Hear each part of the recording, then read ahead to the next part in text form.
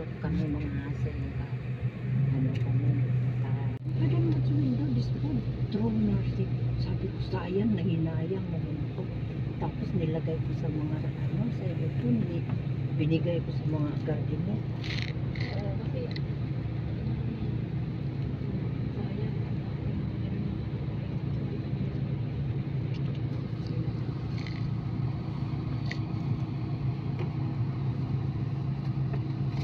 laging nakikita niyo ano dyan, yung Janet sa Macro.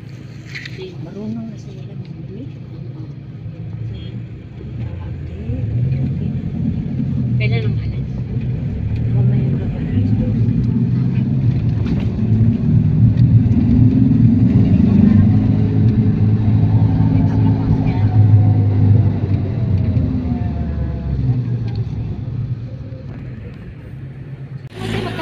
Ha? Kantin? Sige. Mamaya na.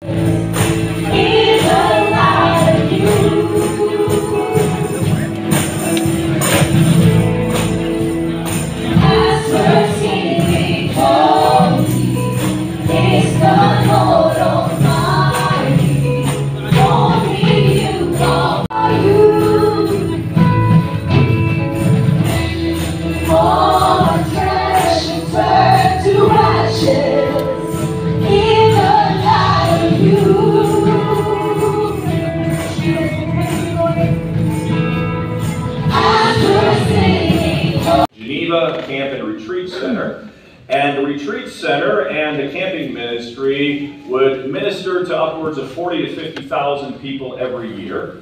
But the summer camping ministry was kind of the bread and butter of Camp Geneva. And what that looked like, essentially, is that young people from, say, kindergarten through high school would come to Camp Geneva. It was situated on the shores of Lake Michigan for a week of Christian camping. Now, maybe that's a phrase that you're familiar with, maybe not. In the United States, it's a common practice in the church to send kids away for a week of Christian camp. For many of them, it's the first time they're away from mom and dad in a setting where they personally are exposed to the gospel and they have to make a decision for Christ for themselves. In the summer season, we would have about 4,000 of these young people that would come for a week of camp. And before becoming the executive director, if I go back a bit more, I'm not going to tell you how far back, I was actually a counselor at this same camp. This is the camp where I met my future wife. We served there together as counselors. Generally, the counselors were university-age young people. The first week of camp, we gathered together and we prayed and we were really energized to receive all the campers that would come.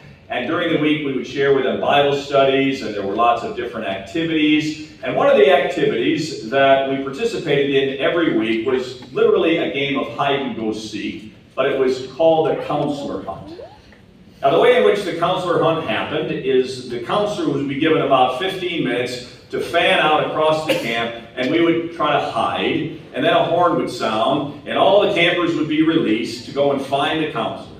And if a counselor was found, that counselor was summarily walked to the side of the pool, and there they would wait until the second horn sounded, and then all the counselors who were not found, and all the other campers that were out looking, would come together around the pool, and all of the counselors that had been found would be thrown summarily into the pool with all of their clothes on, and all of the campers would laugh, and it would be a very enjoyable experience.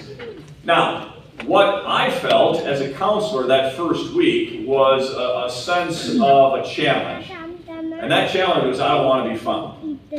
I want to hide in such a way that I'm not the one getting thrown into the pool.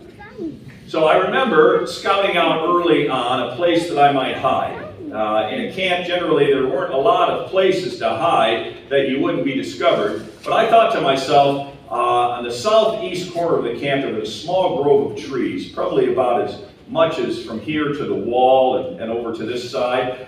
And in that grove of trees, I also noticed there was some underbrush, there were some sticks and some leaves that were gathered there. And I thought to myself, you know, I think if I pull aside those sticks and leaves, and if I crawl underneath there, and then pull them back over, the campers aren't going to find me. So that was my plan. And I remember running over there just as fast as I could. I didn't tell any of the other counselors that's where I was going to hide because I didn't want to give my hiding place away. I got to the location. I pulled away